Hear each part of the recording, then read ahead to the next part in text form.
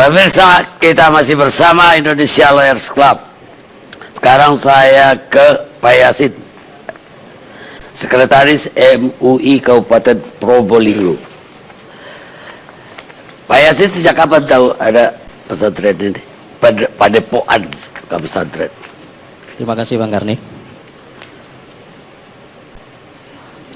Saya jadi sebagai pengurus MUI, sekretaris MUI Kabupaten mulai tahun 2006 Bang Karni. Dan sebelumnya juga sudah pernah ada kasus seperti ini, juga padepokan namanya YKNCA, Yayasan Kanker dan Narkoba Cahaya Alam. Ketika itu juga mengajarkan ajaran-ajaran yang di luar kebiasaan, sehingga masyarakat menjadi resah. Dan terjadilah apa yang masyarakat akhirnya nggak bisa kita bendung, sehingga yayasan itu dirusak oleh massa. Karena itu apa mereka juga mengadakan uang? Bukan, berbeda modus. Tapi anggotanya suruh nyumbang? Anggotanya banyak dan juga mirip-mirip seperti itu. Antara tahun 2005 sampai 2016 ini juga ada beberapa ajaran dari seseorang, namun tidak sempat besar Bang Karni. Misalnya contoh aliran Korohun yang katanya belajar dari Banten. Kalau tadi ada yang menyampaikan Pak Taat pribadi ini belajar dari Abah Ilyas dari Mojokerto. Yang Korohun ini baru 20 orang, segera kita tindak lanjuti karena tidak ada backup orang-orang besar di baliknya. Jadi yang sehingga ini bisa selesai. Kalau ini nggak bisa.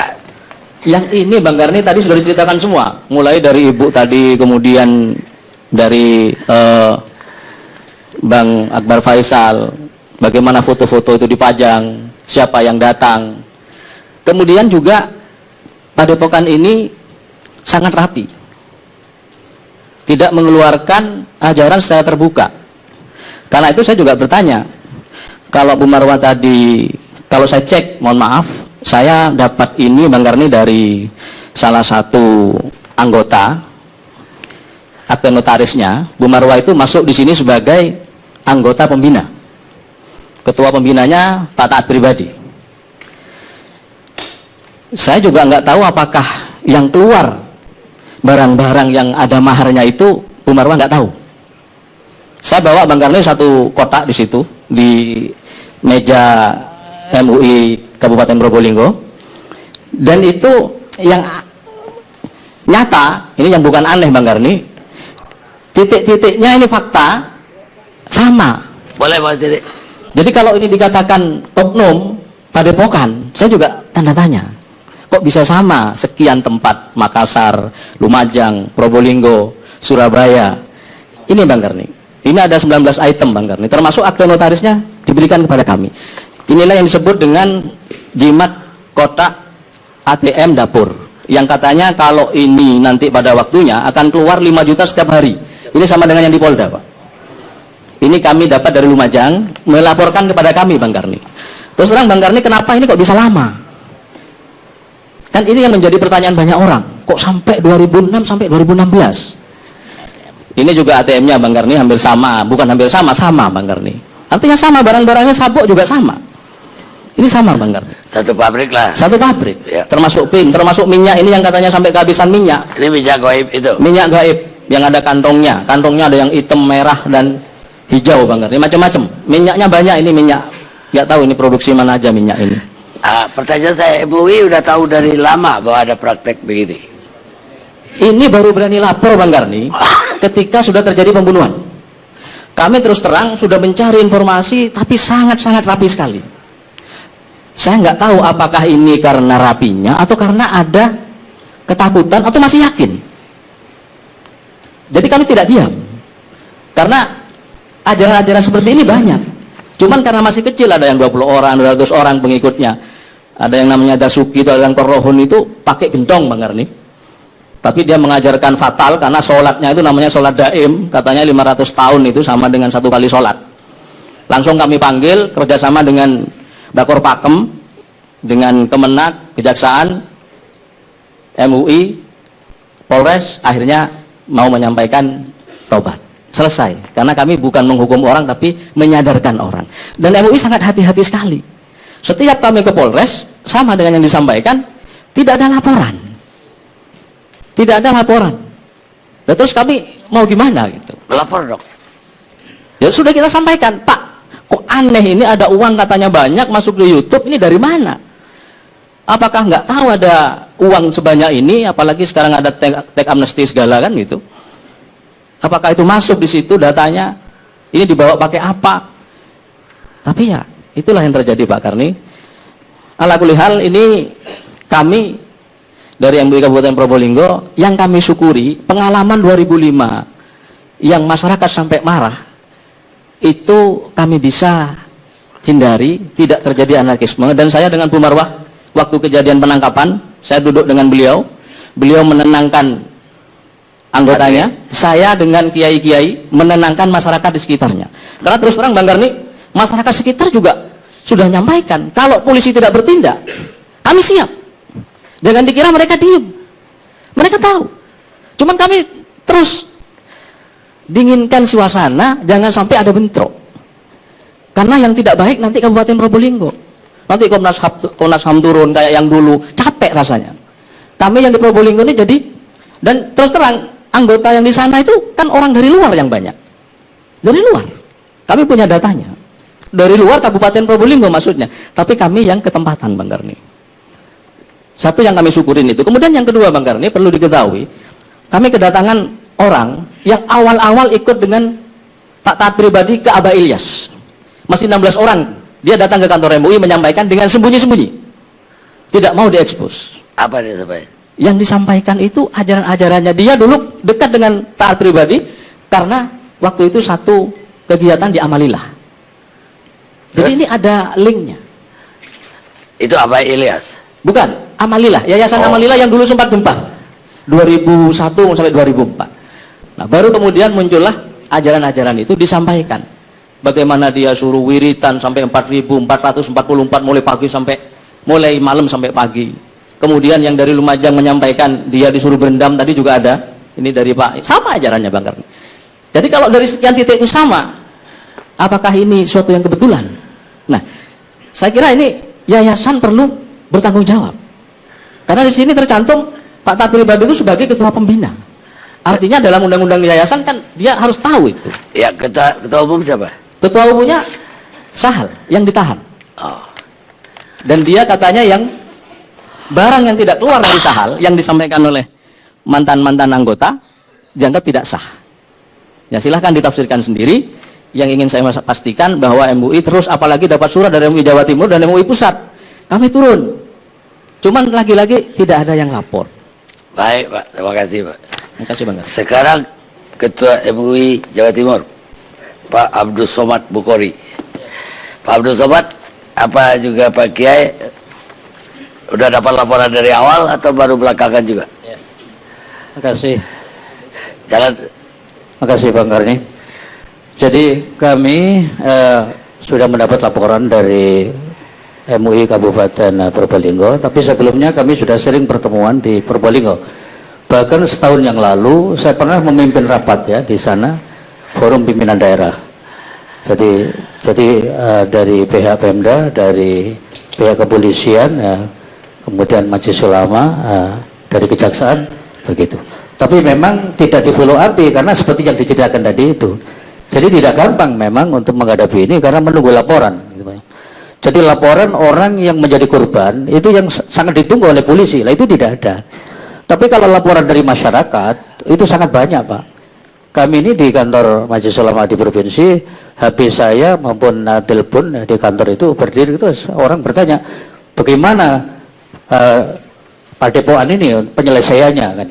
Tapi kami lagi-lagi ya nyampaikan pada aparatur pemerintah, termasuk kepada bupati waktu itu, termasuk juga kepada kepolisian. Baik, saya kira itu pertanyaan. Saya ingin teruskan begini.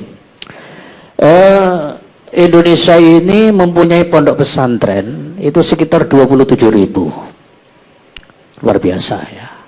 Kalau di Jawa Timur sekitar 8.000. Masjid di Indonesia ini mendekati hampir 1 juta.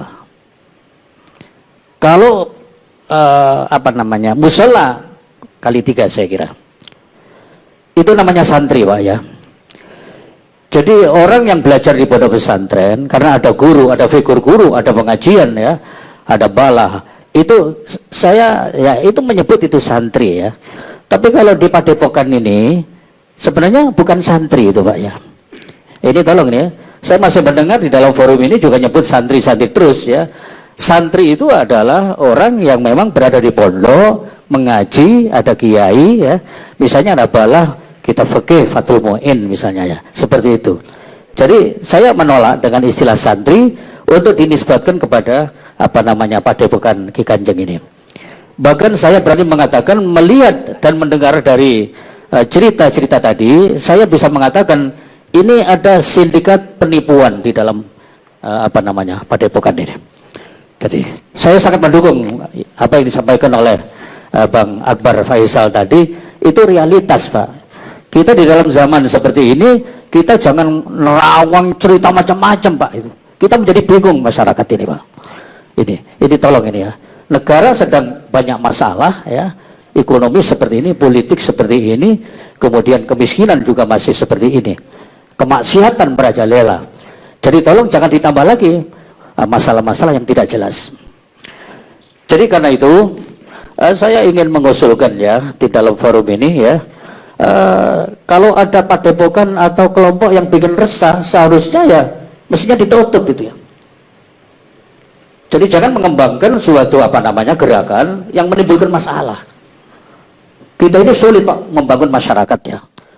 Jadi ini tolong supaya menjadi wacana kita bersama ya. Kemudian tadi disinggung oleh Bu Marwah ya, Bu Marwah Daud. Saya juga kenal dengan beliau ini ya. Karena ya sering rapat juga ketemu di Jakarta ini ya. Kalau ibu tadi menyinggung masalah Nabi Sulaiman ya, kita juga perlu belajar Quran Bu, belajar tafsir ya. Kalau Nabi Sulaiman itu adalah rasul, itu mukjizat. Mukjizat itu tidak bisa dimiliki oleh orang-orang biasa, begitu ya. Itu tolong ya, saya akan membaca sedikit satu teks ya ini ya. Ini dalam kitab Tughyatul Murtasyidin ya, Sakhifah atau halaman 299. Khawarikul ada ala arba'ati aqsamin. Al-mu'jizatul makrunatu bi taqwan nubuwah, al-majus al-mu'aradutiha, al-hasila bi ghairi hisabin wa ta'allumin. Wal karamatu ayyamat al-haru ala ayatin kamil mutaba'al nabi min ghairi ta'allumin wa mubasharati amalin maksusatin.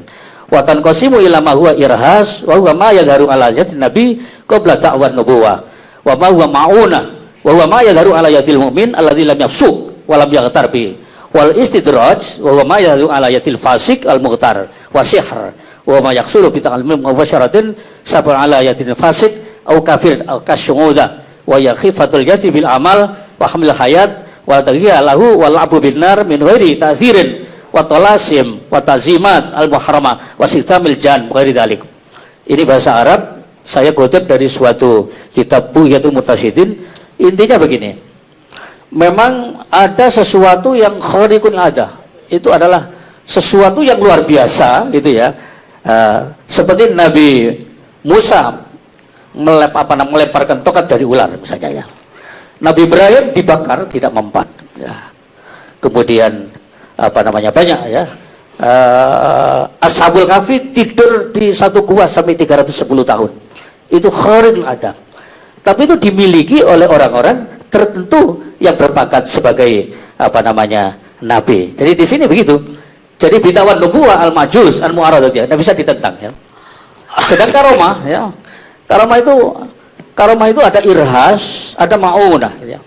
Irhas itu orang dipersiapkan untuk nanti menjadi orang hebat. Jadi misalnya Nabi Muhammad ketika belum menjadi rasul, itu beliau pergi ke Syam bersama Abu Thalib. Diiringi oleh mendung misalnya ya, awat ya. Dan Nabi Muhammad tidak pernah melanggar aturan walaupun waktu itu jahiliyah gitu ya. Sehingga dipersiapkan menjadi rasul dan banyak cerita seperti itu. Sehingga karomah itu tidak bisa ditransformasikan. Misalnya saya tidak setuju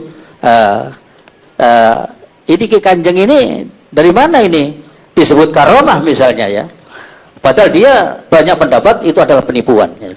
Seperti yang dikatakan tadi itu. Jadi tidak ada cerita di dalam apa namanya agama Islam dengan istilah-istilah keagamaan. Idiom agama itu tolong jangan dicampur aduk, Pak. Seperti istilah rahmatan alamin itu ada keputusan majelis ulama, Pak. Rahmatan alamin itu kriteria maslahah itu ada 5 koridor. Ada hifdzuddin, menjaga agama, hifdzul akal, menjaga akal, hifdzul nafas, menjaga jiwa, hifdzul mal, menjaga harta, hifdzul nafas, menjaga jiwa. Jadi ada 5 ya. Nah, ketika ayat ini dipergunakan untuk menghadapi masalah, tidak bisa saya tanya. Melindungi kemaksiatan itu bukan rahmatul alamin. Jadi karena itu saya sendiri di sini ada juga ya. Nah, saya melihat ada, coba ya, Ainul dibantu saya ya. Ini ada yang ada ada gambar-gambar ya. Seperti ini. Ini kami peroleh dari keluarga Abdul Ghani ini ya. Ada mana ini? Ini. Jadi ini rata-rata rahmatul alamin. Nah, ini ya. Jadi di sini tatanan panitia Ratu Adil ini misalnya ya. Saya tidak tahu ini apa ini. Ini ada sangat tebal ini Pak ya. Kita ketemu ini sebab saya ini ketemu dengan mantan juga, Pak. Ini cerita panjang lebar ya. Jadi karena itu saya tetap apa namanya tidak bisa menerima terhadap pandangan-pandangan apalagi menggunakan agama. Jadi tidak bisa, Pak. Lalu yang dikatakan tadi istighosa ya. Istighosa di dalam rangka sebagai baju untuk membungkus ya kegiatan-kegiatan yang sifatnya penipuan. Baik. Kemudian yang kedua, saya melihat ada ini Pak, ada wirid-wirid Pak yang ini saya dikirimi oleh salah seorang mahasiswi yang kuliah di Yogyakarta. Ya, dia ngambil S2, menceritakan itu pada tanggal 13 Februari 2016, minta tolong pada majelis ulama, tolong ayah saya itu, ini dari Sulawesi Selatan ini Pak, tolong itu bercerai dengan ibu saya, perusahaannya hancur sekarang ini. Sebagai anak ingin mengabdi kepada orang tua, saya ingin bagaimana keluarga jadi baik. Nah, ternyata orang ini harga mati Pak untuk masuk di dalam dewokan itu. Jadi cerita begini banyak Pak. Saya juga cerita yang lain teman-teman yang ada di Jawa, itu orang punya toko bangkrut itu sangat banyak Pak, karena setor dana itu. Sekarang kalau ini untuk kemaslahatan umat, di mana coba saya ingin tanya ini ya. Jadi apply-nya di masyarakat, membingungkan masyarakat tentang berita-berita seperti itu, tapi banyak orang jadi korban. Jadi karena itu kami majelis ulama menganggap bahwa di sini ada ajaran yang menyesatkan kepada umat. Kami nanti akan kirim surat kepada Kapolda, sebab sekarang telah ditetapkan bahwa pertama adalah kasus pidana pembunuhan, terus itu urusan polisi, yang kedua adalah penipuan, yang ketiga adalah penodaan agama. Jadi penistaan itu ada Undang-Undang nomor 1 PPS 65 yang diundangkan nomor 5 tahun 69 masuk KUHP 156A. Jadi kami teliti nanti, dan tadi sudah rapat di MUI pusat bahwa tadi telah diputuskan Pak bahwa akan dikeluarkan fatwa secara nasional oleh MUI pusat. Jadi tadi setelah disusun indikator-indikator maupun masalah-masalah yang dilaporkan oleh Probolinggo maupun dari Jawa Timur, sehingga dalam waktu singkat insya Allah akan ada fatwa majelis ulama tentang gerakan ini adalah merupakan penyesatan kepada umat. Baik, Pak Kiai, terima kasih banyak. Sekarang Pak Mahfud.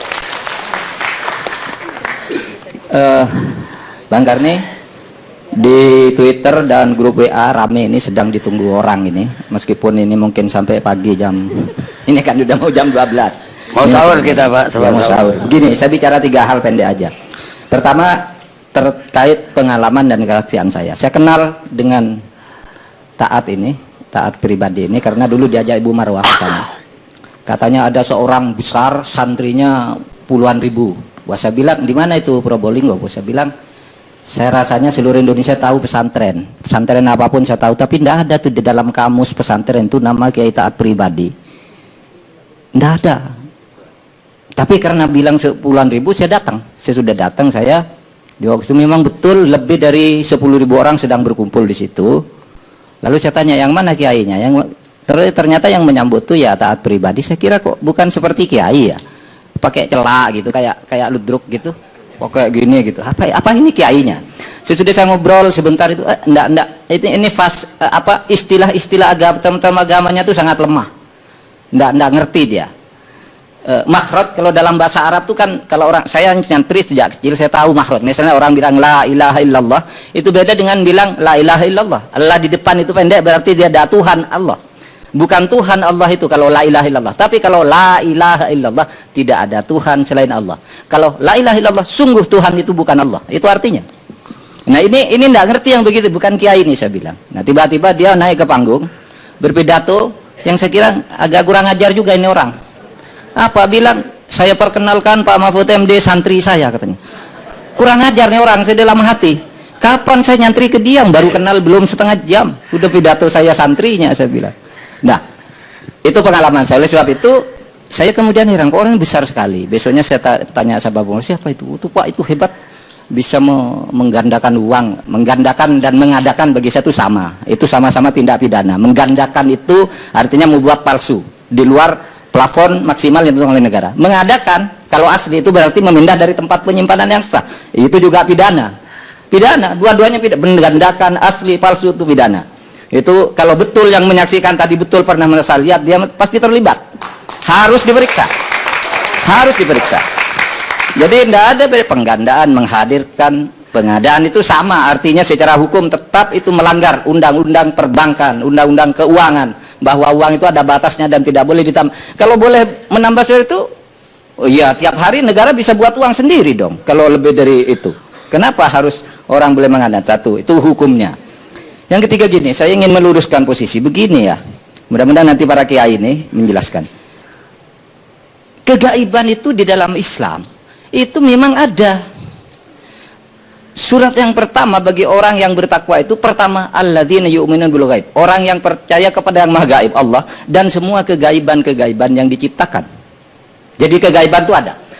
Maka dalam surat yang pertama turun alladzi al-iqra wa rabbukal akram alladzi 'allama bil qalam, itu artinya bacalah dengan nama Tuhan yang Maha Agung yang telah mengajarkan manusia dengan kalam. Kalam itu rasionalitas dan metodologi seperti diajarkan Bu Marwah tadi.